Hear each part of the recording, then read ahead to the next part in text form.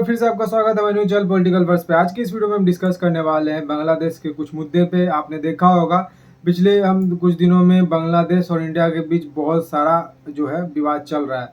आपने देखा होगा वहाँ तख्ता पलट हुआ, उसके बाद से हिंदुओं को मारा गया, पीटा गया और शेख हसीना के राज्य में वो देश का मतलब विकास हो रहा था और ये भेदभाव नहीं था। लेकिन वहाँ पे जैसे ही तख्ता पलट हुआ उसके बाद से ऐसा कुछ हुआ और उसके बाद से मोहम्मद यूनुस जो है वो चाइना जाता है। चाइना जाके बोलता है कि इंडिया का जो 7 सिस्टर स्टेट है वो लैंडलॉक है, उसका हम ओनली मतलब अकेला गार्जियन है। ये बुढ़ऊ जाकर बोलता है वहाँ चाइना में और फिर से बुढ़ऊ कुछ बोला है, तो उस पर हम आज डिस्कस करने वाले हैं। दोस्तों, आपको पता होगा ये जो बुढ़ऊ है उसका एक पैर कब्र में और एक पैर जमीन पे लटका हुआ है, लेकिन ऐसा लगता है कि अब दोनों पैर इसका जो है पूरा शरीर इसका कब्र में ना जाए, क्योंकि आपने देखा होगा इंडिया पाकिस्तान का जो वार चल रहा था उसके बाद से हम लोग ने सोचा था कि पूरी दुनिया अब इंडिया का लोहा मानेगी। इंडिया से मतलब अब बांग्लादेश है वो भी थोड़ा डरेगी, सोच कर बोलेगी। लेकिन ये जो बुढ़ऊ है ये सटिया गया पूरा का पूरा। मुझे तो एक बार को शक होता है कि ये बुढ़ऊ को कौन दे दिया है नोबेल पुरस्कार। ये खुद चुराया है या फिर इसको मिला है सच में इसकी काबिलियत पे, क्योंकि ऐसे अगर देखें तो इसके अंदर कोई काबिलियत है नहीं।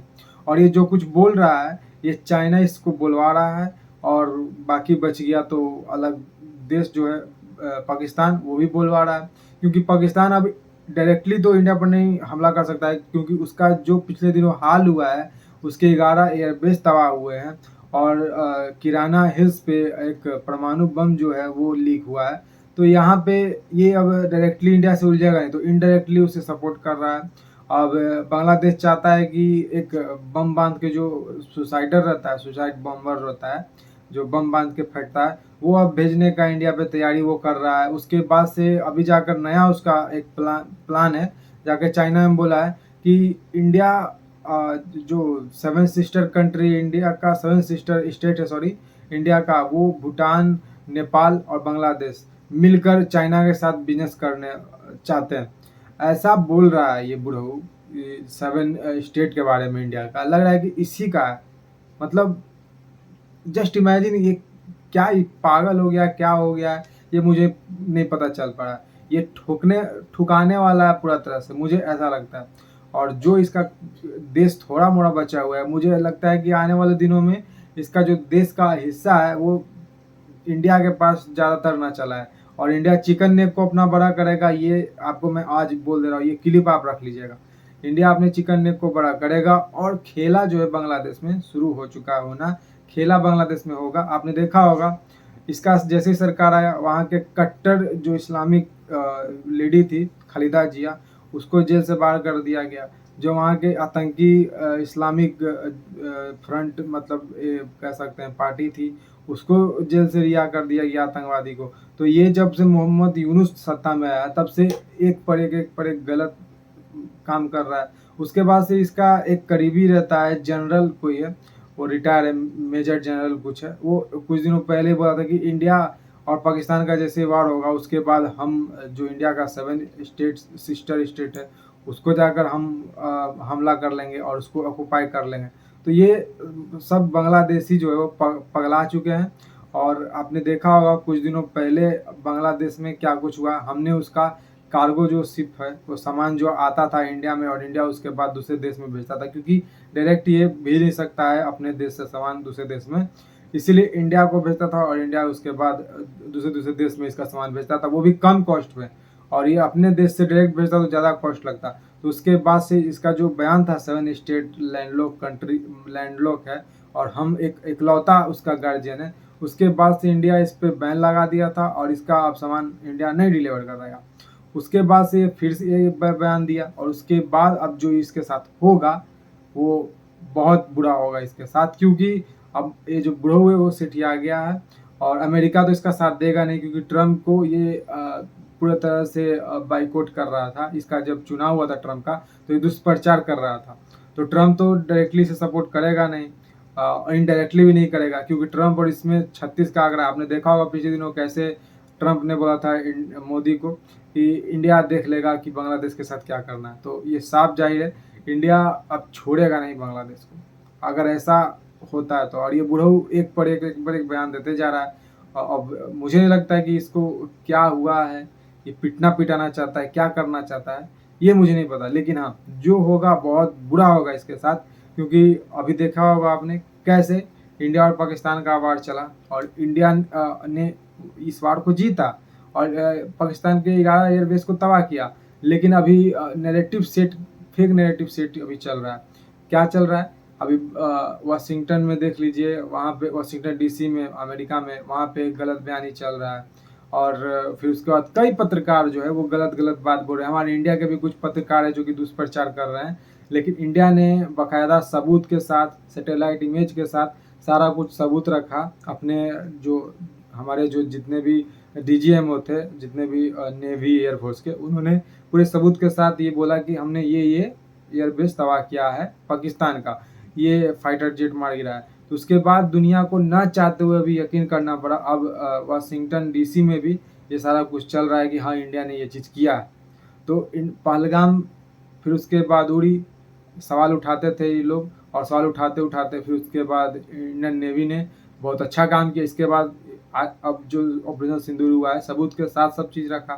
तो ये अब कहीं भी ऐसा नहीं होगा कि इंडिया ने हमला नहीं किया, ये नहीं तबाह किया। हाँ, इंडिया ने सबूत पेश किया है और सबको ना चाहते हुए भी मानना पड़ेगा। तो यही अब चल रहा है। और जो फेक नैरेटिव है वो तो चल ही रहा है। हमारे देश में जो गद्दार हैं, रवीश कुमार जैसे, उसको हम पत्रकार नहीं कहेंगे, सो कॉल्ड पागल कह सकते हैं, देशद्रोही कह सकते हैं, पत्रकार है। अपने पैसा कमाने के लिए देश को बेचने का ये सब काम करता है। और ये लेफ्ट वाला लेफ्टिस्ट मीडिया है। अब देखिए, एक जर्मनी में जर्मन शेफर्ड बैठकर बोलता है इंडिया के बारे में। अब हमारा और आपका क्या योगदान है? क्या योगदान है हमारा और आपका इंडियन नेवी और आर्मी जो ऑपरेशन सिंदूर के तहत की? हमारा तो कुछ योगदान नहीं है। या फिर जितने भी पत्रकार जो बोल रहे हैं उनका कुछ योगदान नहीं है। मेरा योगदान ये है कि मैं गलत खबर को इसको जस्टिफाई करूं और सही खबर को लाऊं। गलत खबर को इसको बोलूं कि गलत है और सही खबर को लाऊं। मेरा ये काम है। और जो पत्रकार है ये रवीश कुमार जैसे, ये क्या किए? फिर सिर्फ और सिर्फ इंडिया का छवि दूसरे देश में खराब करते हैं, बस, और कुछ नहीं। इनको कैसे भी चाहिए पैसा। तो इनसे पहले पूछे जाना चाहिए कि आपने ऐसा क्या किया कि इंडियन नेवी, इंडियन एयरफोर्स और प्रधानमंत्री नरेंद्र मोदी को गलत कर रहे हैं, बुरा भला कर रहे हैं। ये सोचना चाहिए। नरेंद्र मोदी ने जितना मीटिंग किया, जितना प्लान किया, जितना बारीकी से देखा उस ऑपरेशन को, रवीश कुमार का क्या योगदान था या फिर मेरा ही क्या योगदान था? तो मेरा आपका कुछ बोलना नहीं बनता है। जब हम कुछ नहीं जानते किसी के बारे में तो बोलना भी नहीं चाहिए। और सो कॉल्ड ये जो यूनुस जैसे लोग हैं, ये मार खाने के बाद ही समझते हैं। और ये यूनुस जो है वो बुरी तरह से पिटेगा इंडिया से, क्योंकि अभी इंडिया का ताकत पाकिस्तान देख चुका है। पाकिस्तान से भी गए गुजरा ये है बांग्लादेश। बांग्लादेश का इकोनॉमी बूस्ट हो रहा था। लेकिन कहते हैं कि जब भी मतलब किसी सुअर को अगर हम उसको नहला धुला कर, सेंट मार कर और सेज पर उसको रखेंगे तो वो नहीं रहेगा, वो नली कीचड़ में ही जाएगा। वैसा ही कुछ ये बांग्लादेश के साथ हुआ है। उसको तरक्की अपना अच्छा ही लगा था, उसको भीख मांगना है सभी जगह। तो ठीक है भाई, भीख मांगो। अब पाकिस्तान भीख मांग ही रहा था। और एक समय तो पाकिस्तान के साथ ये बांग्लादेश अलग हुआ था, तो बांग्लादेश और पाकिस्तान में कुछ ज़्यादा सिमिलरिटी है नहीं। तो दोनों भीख मांगे कटोरा लेकर, क्योंकि एक अच्छा लीडर देश को चलाता है तो एक खराब लीडर देश को बर्बाद कर देता है। वैसे ही मोहम्मद यूनुस जो है वो अपने देश को खुद अपने हाथों से ये आग लगाने का काम कर रहा है। और जो प्रॉफिट इसको हो रहा था इंडिया के जितना भी कार्गो शिप से अपना माल को ये डिलीवर कर रहा था दूसरे देश में, अब उतना से ज़्यादा, दुगने ज़्यादा इसको नुकसान होगा। डायरेक्टली अपने ही पोर्ट से ये भेजेगा कहीं भी सामान। तो ये कुछ है जो मैंने आपको बताया। और यूनुस जो है वो आज नहीं तो कल इंडिया से जरूर पिटेगा और इंडिया अपने चिकन नेक को लिए चौला करके रहेगा। और म्यांमार में भी कुछ होने वाला है, आपको आने वाले दिन में ये भी पता चलेगा। और जैसा कि हमारे जो गृह मंत्री है, होम मिनिस्टर है, सॉरी, उन्होंने ये बोला है, गृह मंत्री या होम मिनिस्टर एक ही है, जो होम मिनिस्टर है हमारे अमित शाह, उन्होंने कहा है कि हम नक्सलवाद को मार्च 2026 तक खत्म कर दें।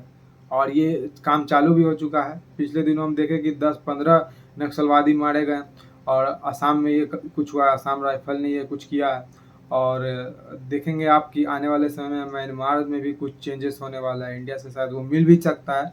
और आने वाले समय में इंडिया का जो मैप है इंक्रीज होने वाला है, बढ़ने वाला है, विस्तार होने वाला है। ये जबरन नहीं होगा, ये दूसरे देश की मर्जी से होगा, क्योंकि हमारा विस्तारवादी नीति कभी नहीं रहा है, अब आगे भी नहीं रहेगा। लेकिन हाँ, जो लोग अपने स्वेच्छा से आना चाहते हैं इंडिया के साथ, इंडिया के तरक्की के साथ हाथ से हाथ मिलाना चाहते हैं, तो वो लोग को स्वागत है। फिलहाल आज के इस वीडियो में इतना ही। आप जरूर कमेंट करके बताइएगा ये जो मोहम्मद यूनुस बुढ़ऊ है, ये सठिया गया या फिर जान के ये बयान कर रहा है, ये क्या चाहता है, इंडिया से पिटना चाहता है, क्या चाहता है, जरूर कमेंट करके बताइएगा। फिलहाल आज की इस वीडियो में इतना ही। जय हिंद, वंदे मातरम, जय श्री राम।